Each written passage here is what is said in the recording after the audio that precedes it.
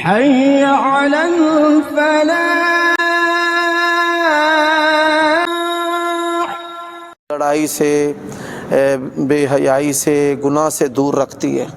تو آپ نماز بھی پڑھی جائیں اور بیوی سے لڑی بھی جائیں، بیوی آپ سے لڑی جائے، دونوں عالم بھی ہوں، تو یہ کام ٹھیک نہیں ہے. صحیح ہے جی. اس کے جو اسباب ہیں لڑائیوں کے ختم کرنے کے، اپنے آپ کو بادشاہ سلامت نہ سمجھے.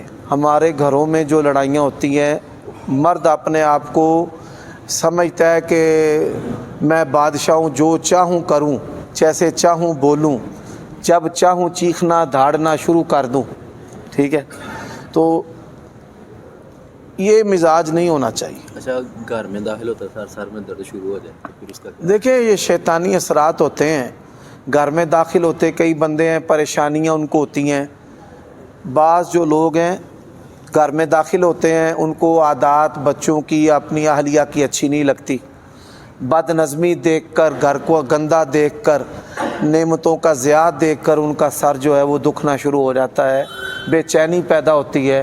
وہ یہ سمجھتے ہیں کہ جادو، یہ جو بدخلقی لڑائی ہے نا، اس کی نحوست وہ فرعونیوں کے جادو سے بھی بدتر ہے. یہ بات یاد رکھیں. بدخلقی کی جو نچاکیوں اور لڑائیوں کی جو نحوست ہے، وہ جادوگروں کے جادو سے بھی بدتر ہوتی ہے. ٹھیک ہے. ہمارے ہاں لوگوں کو پتہ نہیں ہے کہ شادی کیا ہے، گھر کسے کہتے ہیں، گھر چلانے کا طریقہ کیا ہے.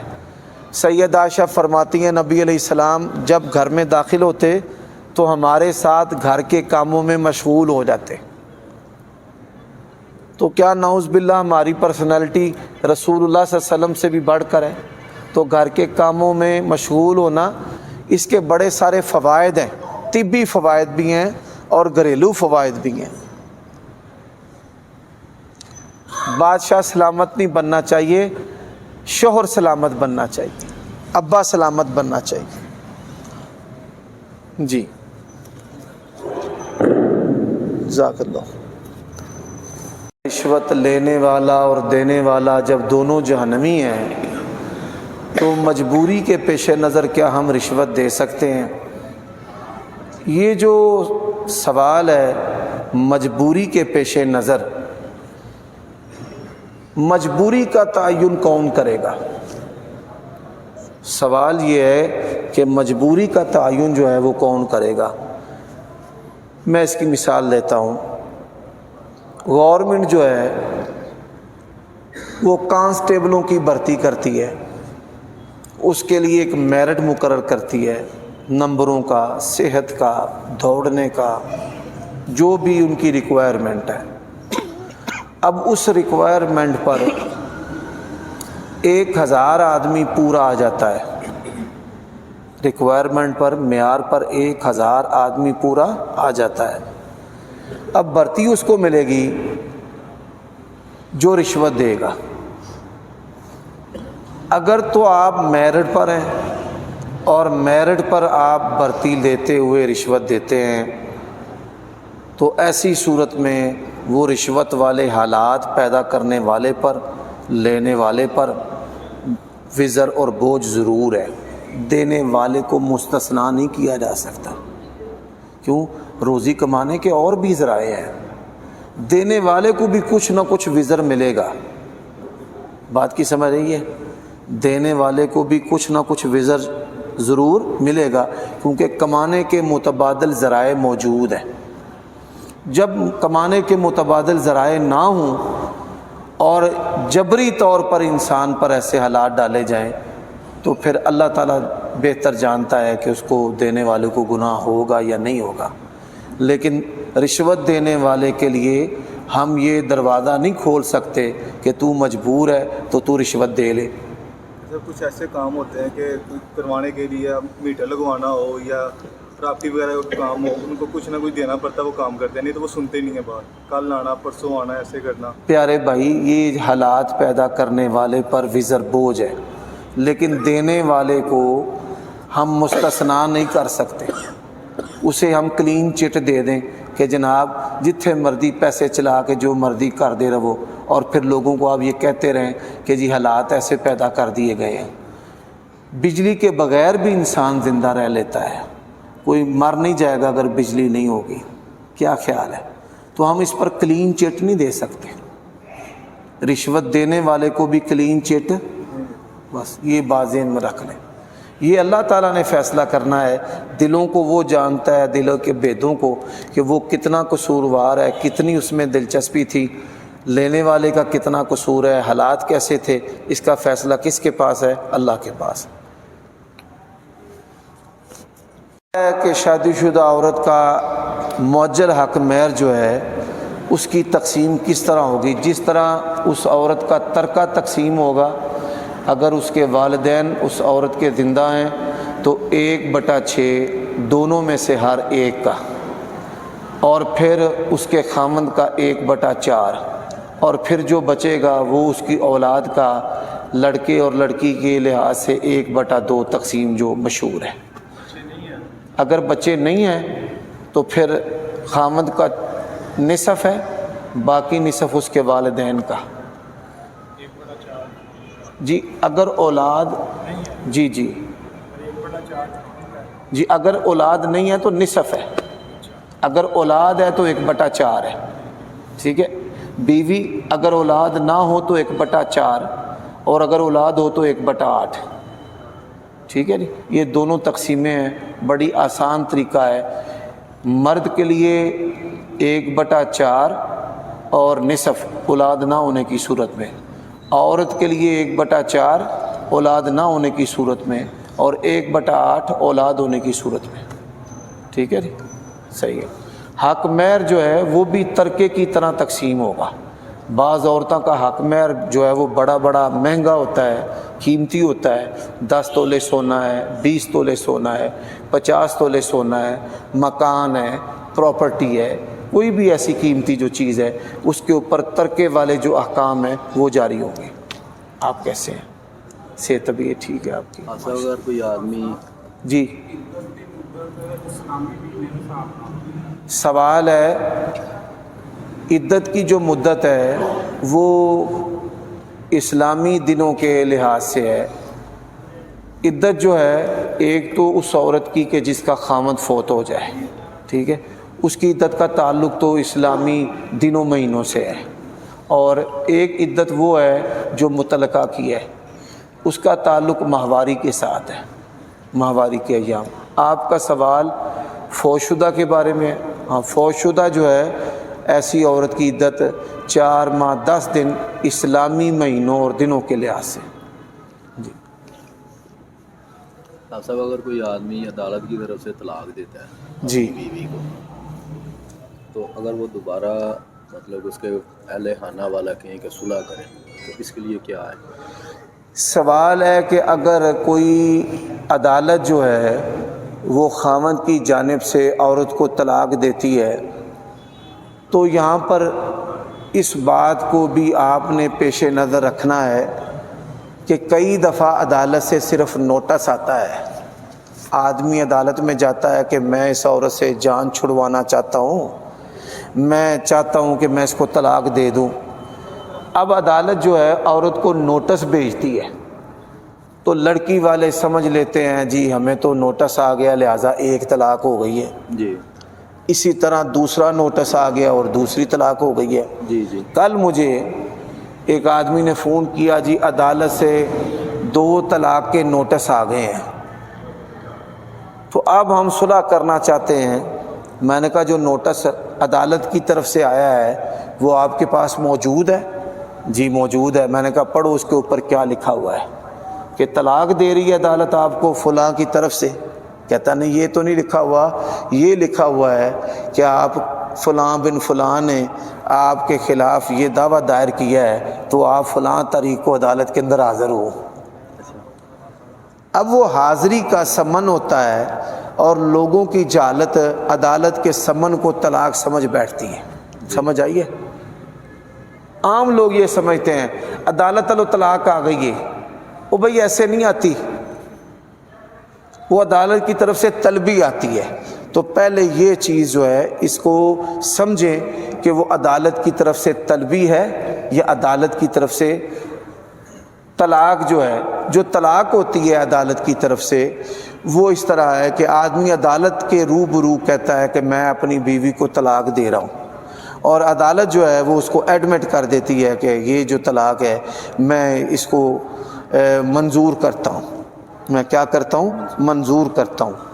تو وہ ڈگری کی صورت ہوتی ہے، منظوری کی صورت ہوتی ہے، وہ نوٹس کی صورت نہیں ہوتی کہ عدالت کی طرف سے اب آپ کو اس طلاق کا نوٹس جانا شروع ہو گیا۔ یہ لوگوں میں لا علمی ہے۔ اچھا ہاں سر، ایک اور سوال صاحب اس تو اگلا بھی ایک سٹیپ ہے، وہ جانا ہے نوٹس کارپوریشن میں، جی جی وہ جڑا متعلقہ چیئرمین ہوتا ہے یا سیکٹری کو بلاتا ہے، پھر 3 دفعہ جی جی انہوں نے 3 دفعہ بلا کے سمجھاتا ہے صلاح کرنی ہے کہ نہیں کرنی، مؤثر اس سیٹل کے بعد پھر پوسٹر ہوتا ہے۔ ہاں یہ اچھا طریقہ ہے، یہ اچھا طریقہ ہے۔ ہمارے ہاں جو طلاقیں ہوتی ہیں نا، اس طلاق کے پیچھے ساس سسر خاندانی عصبیت کار فرما ہوتی ہے، ایک دوسرے کو زیر کرنے کی۔ جنہی دیر سر اس میں نوٹس اوکے نہیں نہ ہوتا جی طلاق مؤثر، یہ بات صحیح ہے کہ طلاق مؤثر سرٹیفکیٹ ہو تو پھر طلاق مؤثر ہوتی ہے۔ کئی دفعہ ایسا بھی ہو جاتا ہے کہ وہ یونین کونسل میں بھیجے بغیر عدالت کے اندر ہی کوئی لمحہ پروسیجر چل رہا ہوتا ہے تو وہیں پر بھی ڈگری ہو جاتی ہے۔ نہیں ڈگری عدالت دے بھی رہتے ہیں، ٹھیک ہے، وہ واپس فیصلہ ادھر جاتا ہے، پھر جانا ادھر۔ پھر جاتا ہے، پھر وہ ڈسیزن یونین کونسل کی طرف سے یہ جو بات ہے یہ سمجھ آنے والی بات ہے کہ ایسا ممکن ہے کہ عدالت ڈگری اگر منظور بھی وہ کر لے، طلاق کو ایڈمٹ بھی کر لے، تو پھر بھی مؤثر سرٹیفکیٹ یونین کونسل نے بنانا ہے، یہ سمجھ آنے والی بات ہے۔ اچھا آپ وہ بھی 3 دفعہ بلاتے ہیں، اگر عورت کھلا لیتی ہے، ہے وہ بھی سر نہیں، عورت کھلا لیتی ہے، شوہر نہیں دیتا، تو اس کے بعد کیا؟ سوال ہے کہ عورت جو ہے وہ کھلا لیتی ہے، مرد طلاق نہیں دیتا، تو پھر کیا صورت ہوگی؟ نکاح کے 2 مالک ہوتے ہیں، ایک مرد مالک ہوتا ہے کہ وہ آزادانہ بلا جبر اکراہ غیرے وہ عورت کو طلاق دے سکتا ہے کہ جا میں تجھے طلاق دیتا ہوں۔ ایک مالک ہوتا ہے حاکم وقت، حاکم وقت۔ حاکم وقت جو ہے عورت جا کر شکایت کرتی ہے کہ مجھے خامند مارتا ہے، یا میرے ساتھ غیر جنسی فعل، غیر جو فطرتی فعل ہے جنسی وہ کرتا ہے، یا میری ضرورتیں پوری نہیں کرتا، یا نہ مرد ہے۔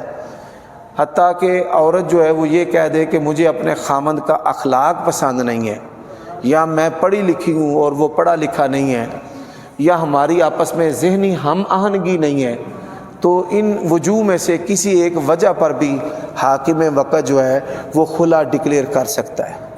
یہ آپ نے خطبہ بھی دیا۔ جی سوال سے ایک سوال ہو رہا ہے، جی اگر عورت اس میں کھلا اپلائی کر لیتی جی جی لیکن وہ عدالت ڈگری بھی کر دیتی ہے، لیکن جڑا کارپوریشن والے بعد پھر 3 دفعہ بلاتے ہیں تو وہ پھر پوری طرح مشاورت کرتے ہیں، صلح کرنے کی کوشش کرتے ہیں، یہ جو بٹوین فاصلہ ہوتا ہے یا پہلے ڈسیزن ہو جاتے ہیں 3 طلاقاں یا بعد پھر ہوئی وہ قدمی دینی لحاظ سے؟ اصل میں ہمارے جو عالی سسٹم کے اندر اس طرح کی بڑی ساری کمزوریاں ہیں کہ عدالت کے اندر خلا ڈکلیئر ہو جاتا ہے یا طلاق ہو جاتی ہے، پھر وہ ڈگری یونین کونسل کے پاس آتی ہے، پھر سیکٹری جو ہے فریقین کو طلب کرتا ہے، ان کی رضا کو معلوم کرنے کے بعد وہ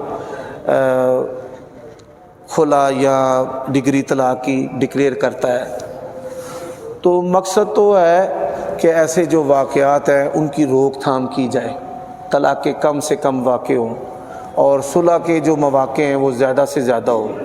حاکم وقت اس کی یہی کوشش ہوتی ہے، کیونکہ کسی بھی معاشرے کے اندر طلاقوں کے یا خلا کے جو واقعات ہیں یہ کوئی ممدوح اچھے نہیں سمجھے جاتے، بلکہ دنیا کے کئی مذہبی ممالک جو مذہبی سمجھے جاتے ہیں نہیں، جو مذہبی سمجھے جاتے ہیں ان ملکوں میں یا معاشروں میں طلاقوں کی ریشو جو ہے وہ بہت زیادہ ہے۔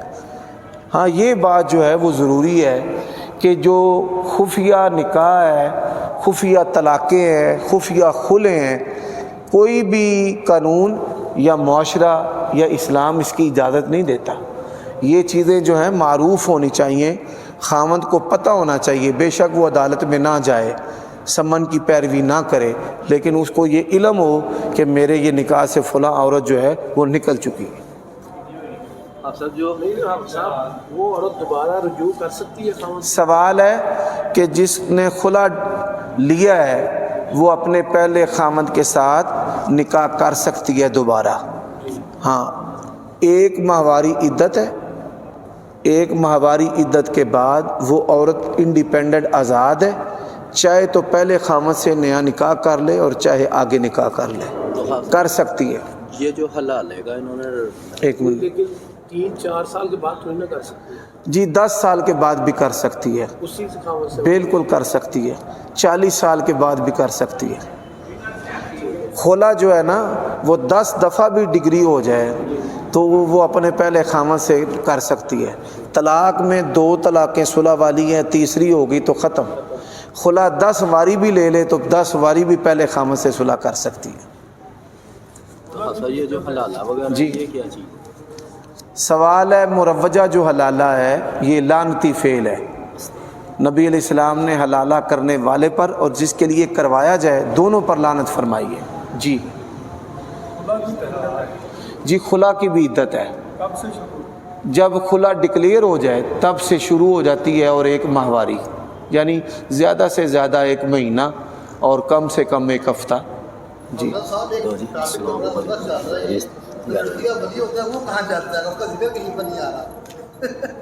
اصل میں وہ جو ولی کے احکام اور مسائل ہیں وہ جی میں عرض کرتا ہوں. سوال یہ ہے کہ بعض جو طلاق کی صورتیں ہیں اس میں اولیاء جو ہیں شریعت نے ان کو بھی حکموں کا پابند کیا ہے. مثال کے طور پہ ایک آدمی ہے وہ نشہ کرتا ہے، ایک آدمی ہے اس کی عقل میں اختلال ہے، ایک آدمی ہے وہ ہائی بلڈ پریشر کا مریض ہے، اس کا جو غصہ ہے آؤٹ آف کنٹرول ہے. یعنی ایسی بعض صورتیں ہیں کہ جن میں لڑکی یا لڑکے کو بالکل آزاد نہیں چھوڑا گیا، اس کے اولیاء کو بھی ساتھ جو ہے وہ پابند کیا گیا. جی ایسے ہی ہے.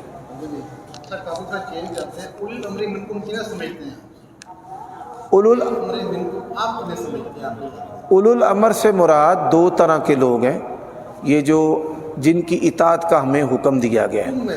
جی میں یہ عرض کرنے لگا ہوں. ایک تو اولو الامر ہیں جو نکاح کے باب سے ہیں، وہ تو اس سے مراد والدین اور ورثاء ہیں. جی ایک اولو الامر ہے جن کی ہمیں اطاعت کا حکم دیا گیا ہے. جن کی اطاعت کا حکم دیا گیا ہے اس سے مراد علماء اور حاکم وقت. ہاں یہ بات یاد رکھیں. اگر نہیں میں اس بات کو کئی دفعہ بیان کر چکا ہوں کہ ہم خارجی نہیں ہیں. ہاں جی صحیح ہے. ٹھیک ہے. حاکم وقت کوئی بھی ہو وہ ہمارے ووٹوں سے آئے. نہیں ہم تو نہیں نکالتے. نہیں یہ جتنے بھی میرے آپ کا ہو سکتا ہے ذاتی معاملہ، میں ایگری کر سکتا ہوں جی، لیکن اگر ممبر رسول کے اوپر کیسا معاملہ ہوتا ہے، بعض لوگ تو یہ کہتے ہیں اسلامک اسٹیٹ ہی نہیں ہے. نہیں اچھا اگر آپ کے علم میں نہیں ہے تو یہ اپنے علم میں اضافہ کر لیں. یہ ایک جماعت کا ممبر اور جو ہے وہ اسٹیج ہے، میرا ذاتی نہیں ہے. میں بتانا چاہتا ہوں آپ کو، میں اس بات کو کئی دفعہ بیان کر چکا ہوں کہ حاکم وقت جو ہے وہ آپ کے ووٹ سے آئے یا نہ آئے، وہ جبری آئے. حاکم وقت کی سماعت نیک کاموں میں کرنا اللہ تعالیٰ اور اس کے رسول کا حکم ہے. حاکم وقت کے خلاف خروج کرنا، مسلح جدوجہد کا حصہ بننا اسلام کے اندر جائز نہیں. مفاسد ہیں اس کے اندر، مالی بھی، معاشرتی بھی، تجارتی بھی، جو ملک کے لیے ایمرجنسی والے حالات پیدا کر دیتے ہیں. تو یہ چیزیں کئی دفعہ بیان ہو چکی ہیں. ہمارے پاکستان کے اندر ہماری جو اسٹیبلشمنٹ ہے اس نے ہر ایک نظریہ اپنے مقاصد کے لیے پال کے رکھا ہوا ہے. ٹھیک ہے، وہ حسب ضرورت اس نظریے کو استعمال کرتے ہیں اور اس ندیدہ قوتوں کی وجہ سے ہمارے ملک کی یہ حالت ہے. یہ مسلمانوں کا ملک ہے. ایک بات یاد رکھیں، اسلامی اسٹیٹ جو ہے اس کے خد و خال کیا ہے، اس پر میں قدر تفصیل سے بیان کر چکا ہوں. اسلامی اسٹیٹ کہتے ہیں کہ جہاں پہ حدود آرڈیننس کا نفاذ ہو، ٹھیک ہے جی۔ دوسری بات یہ ہے کہ یہ مسلمانوں کی حکومت ہے، ہمارے ذہنوں میں یہ ہے کہ یا اسلامی ریاست ہے یا کافروں کی ریاست ہے، ایسا نہیں ہے۔ اسلامی ریاست نہیں ہے لیکن مسلمانوں کی ریاست ہے۔ پرویز مشرف، زرداری، عمران خان، نواز شریف، شہباز شریف، بے نظیر، یہ مسلمان ہیں۔ کسی بھی مسلمان گروہ نے پاکستان کے اندر جو رہنے والا ہے یا پوری دنیا میں کوئی جو گروہ ہے اہل سنہ میں سے، ایسا نہیں ہے کہ جس نے کبھی ان کی تکفیر کی ہو کہ نعوذ باللہ یہ کافر ہیں، دار اسلام سے خارج ہیں۔ تو جب تک یہ مسلمان ہے، یہ مسلمانوں کی ریاست ہے، اگرچہ اس کے اندر حدود آرڈیننس نہ بھی ہوں۔ جو عمران خان پہ حملہ ہوا ہے اس کے بعد فوج کے خلاف اور بہت ساری بات یاد رکھیں، اگر آپ کا جو باپ ہے، ماں ہے، اس سے کوئی کوتاہی ہوتی ہے تو کیا آپ اپنی والدیت کی یا اپنی ماں اس کی نفی کر دیں گے؟ بعض لوگ ایسے ہیں جو اپنے اسٹیٹس سے ناجائز فائدہ لیتے ہیں۔ ہم مولوی کیا اپنے اسٹیٹس سے ناجائز فائدہ نہیں لیتے؟ سیاستدان بھی لیتے ہیں۔ ایسے ہی افواج کے اندر جزوی طور پہ ایسے بندے ہو سکتے ہیں جو اپنے اسٹیٹس منصب سے فائدہ لیں، لیکن من حیث القوم یا من حیث المنصب یا من حیث الادارہ جو ہے، ایک مولوی غلط ہے یہ نہیں مطلب کہ ساری مسجدیں غلط ہو گئی ہیں، ٹھیک ہے۔ اسی طرح فوج میں اگر کوئی فردر بندہ غلط ہے تو اس کا مطلب یہ نہیں ہے کہ سارا ادارہ ہی جو ہے وہ ہم اس کی مذمت کریں اور اس کے خلاف کھڑے ہو جائیں اور نعرے بازی کریں اور ان کی ہم توہین کریں۔ جو قوم اس طرح کی حرکتیں کرتی ہے نا، وہ پھر لوگوں کے، کفار کے، اغیار کے جوتے کھاتے ہیں، ان کی آزادی سلب ہو جاتی ہے، ان کی ماؤں بہنوں بیٹیوں کو وہ بھیڑ بکری بنا کر لے جاتے ہیں۔ تو اس طرح کی حرکتیں نہیں کرنی چاہیے۔ دوسرا وَأُولِي الْأَمْرِ مِنْکُمْ کا سوال ہوا تھا، اس سے مراد بعض لوگ جو ہیں ہمارے مقلدین ائمہ تکلیف بھی لیتے ہیں اور ائمہ مجتہدین ان کو کہا جاتا ہے۔ یار ایک بات یاد رکھے، علماء دین کے مبلغ ہیں۔ آپ یہاں پر مجھے سننے کیوں آتے ہیں کہ میں اللہ تعالیٰ اور اس کے رسول کی بات آپ کو بتاتا ہوں، اور میری بات تب تک ہی مانی جائے گی جب تک وہ آئین اور دستور کے مطابق ہے، اسلام کا جو مواد ہے، دلیل ہے قرآن اور سنت۔ ایسے ہی امام ابو حنیفہ، امام شافعی، امام احمد، امام جعفر رحمہم اللہ اجمعین، امام مالک اپنے اپنے وقت کے جید عالم تھے اور وہ دین کی ترجمانی کرتے تھے، اور جو ان کے اجتہادات اور ان کے ذاتی فیصلے تھے وہ یونیورسل نہیں ہیں۔ اب غلو کیا ہے؟ لوگ غلو کرتے ہوئے جیسے قبروں کو سجدے کرتے ہیں، ایسے غلو کرتے ہوئے ان کے ذاتی اجتہادات اور جو فیصلے ہیں ان کو کانسٹیٹیوشن کا درجہ دے دیتے ہیں۔ شیخ صالح الفوزان سے اور دیگر ائمہ سے ایک قول بھی جوڑا جاتا ہے کہ تقلید واجب ہے۔ ایک بات یاد رکھیں، اگر تو تقلید کا معنی ہے کہ کسی عالم آدمی سے سوال کا جواب لینا، تو یہ پھر تقلید کا معنی سمجھنے میں غلطی ہے۔ تقلید کا جو معنی ہے کہ امتی کی بات کو نبی کے برابر کا درجہ دینا، یا ہمارے استاد ایک بڑی آسان بات کہتے تھے، کتاب و سنت کے خلاف کسی بات کو ماننا یہ تقلید ہے۔ ائمہ اربعہ کی تقلید سے ائمہ اربعہ کی تقلید جو ہے، اس سے مراد ان کے استدلال اور ان کے فہم سے فائدہ لینا، اس سے قطعی طور پر یہ مراد نہیں ہے کہ ان میں سے اگر کسی کا قول کتاب و سنت سے ٹکراتا ہے تو آپ اس کو اختیار کریں۔ کیا تقلید واجب ہے یا ناجائز اور حرام؟ جس چیز کو آپ واجب کہیں گے اس کے وجوب کے لیے دلیل چاہیے، قرآن کی آیت چاہیے، حدیث چاہیے۔ کسی چیز کو ہم اپنی مرضی سے واجب تو نہیں بنا سکتے۔ جو چیز اصلاً قرآن اور سنت میں نہیں ہے، دین کے اندر وہ بدعت ہے۔ امت تبھی تو ٹکڑے ٹکڑے بٹ گئی ہے، اور یہ فرقہ وارانہ جو عصبیت ہے، آپ دیکھیں کہ سنی مرتا ہے تو وہ کہتے ہیں مرے، کچرا ختم ہو رہا ہے، شیعہ مرتا ہے تو وہ کہتے ہیں مرے، دشمن ہمارا ختم ہو رہا ہے، اور پھر دونوں ایک دوسرے کے گلے کاٹتے ہیں۔ شافعی اور حنفیوں کے درمیان جنگیں ہوئی ہیں، آپس میں خون ریز، ایک دوسرے کے قتل و غارت کے فتوے دیے، اور جہاں تک کہنے والوں نے کہہ دیا کہ مچھر مار لو تو شاید کوئی حرج ہے، شافعی مار لو تو اتنا بھی حرج نہیں ہے۔ امت اسی سے تو تقسیم در تقسیم کے عمل میں جو ہے وہ پستی چلی جا رہی ہے۔ اور آج دو بندے کسی ایک رائے پر بھی اکٹھے نہیں ہیں. یہی حالات پاکستان کے لیے خطرہ ہیں کہ ہماری جو سیاسی بصیرت ہے وہ دشمنی کی بھینٹ چڑھ چکی ہے. جب سیاسی بصیرت دشمنی کی بھینٹ چڑھ جائے تو پھر عقل سلیم کام نہیں کرتی, پھر مثبت ذہن نہیں ہوتے, پھر ایک دوسرے کو نیچا دکھانے کے لیے جو ملک کے اندر کیا جا رہا ہے وہ سب آپ کے سامنے ہے. اجتہاد اور اصول اجتہاد. دیکھیں اجتہاد ہے, اجتہاد کے مختلف پہلو ہیں. ایک آدمی جو ہے اس کو کوئی آیت اور حدیث نہیں ملتی اور وہ اپنی بصیرت سے, عقل سلیم سے جو ہے وہ کوئی مسئلہ سمجھنے کی کوشش کرتا ہے, اس عمل کو اجتہاد کہتے ہیں. اجتہاد کے اندر قیاس بھی ہے, استصواب بھی ہے, استحسان بھی ہے, مسائل مرسلہ بھی ہیں, سد ذرائع بھی ہیں, پھر قیاس کی ارکان ہیں. یہ جو چیزیں ہیں علمی ساری, جس میں علت ہے اور حکم ہے, اصل ہے اور فرع ہے, یہ چیزیں ساری کتابوں کے اندر موجود ہیں. بہت پسند کرتے ہیں, یہ بھی بتایا نا آپ صاحب جی اجتہاد کو ہم لوگ بہت پسند کرتے ہیں, یہ بھی غلط ہے نا. اصل سبحان اللہ, یہ بات بعض لوگ جو ہیں وہ شریعت کے حکموں سے بچنے کے لیے چور دروازوں سے اجتہاد کرتے ہیں تو وہ یہ پسند کرتے ہیں یہ چیزیں. ویسے ناگزیر صورت میں اس کو اختیار کیا جاتا ہے, عام حالات میں نہیں. سر آپ کو جاتے تھے مذہبی بات سنا جی جی گزرا تھا, کبھی پہلے بھی جی جی جی جی میرے منہ میں کوشش ہوتی ہے کہ جو ٹاپک آپ کرتے ہیں اس کے ریگارڈنگ کوشچن کیا جائے. ماشاء اللہ, یہی کہتے ہیں طلاق آنا, نہیں کوئی نہیں ہوئی, ایسے ہی ہے, ایسے ہی ہوتا ہے. یہ طلاق بولا. اگر اکٹھی پڑھیں تو چاروں رکعتوں میں سورت فاتحہ کے ساتھ کوئی اور سورت ملائی جا سکتی ہے. اس کی 3 صورتیں ہیں کہ آپ چاروں کے ساتھ سورت ملا لیں, درست ہے. آپ کسی کے ساتھ بھی سورت نہ ملائیں, یہ بھی درست ہے.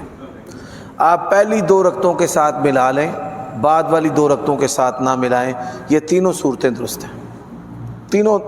تینوں صورتوں کے دلائل نبی علیہ الصلوۃ والسلام سے ثابت ہیں. تو ہر انسان کی بتائی جاتی ہے, اور جو عذاب ہے وہ برزخ میں ہے یا کی کا روح لوٹائے جانے پر ہمارا ایمان ہے, اس کی کیفیت کا ہمیں نہیں پتہ. روح لوٹائے جانے پر ہمارا ایمان ہے, اس کی کیفیت جو ہے اس کا نہیں پتہ. برزخ میں عذاب ہے یا برزخ سے مراد یہ دنیا بھی ہے اور اوٹ بھی ہے, دونوں جگہیں ہیں. ٹھیک ہے, کیونکہ بدن جو اس دنیا کے اندر ہے نا, اور جو روح ہے وہ جنت اور جہنم میں ہے, اور وہاں پر جو ہونے والی کیفیات ہیں اس کا تعلق بدن کے ساتھ, وہ راحت ہو یا عذاب ہو.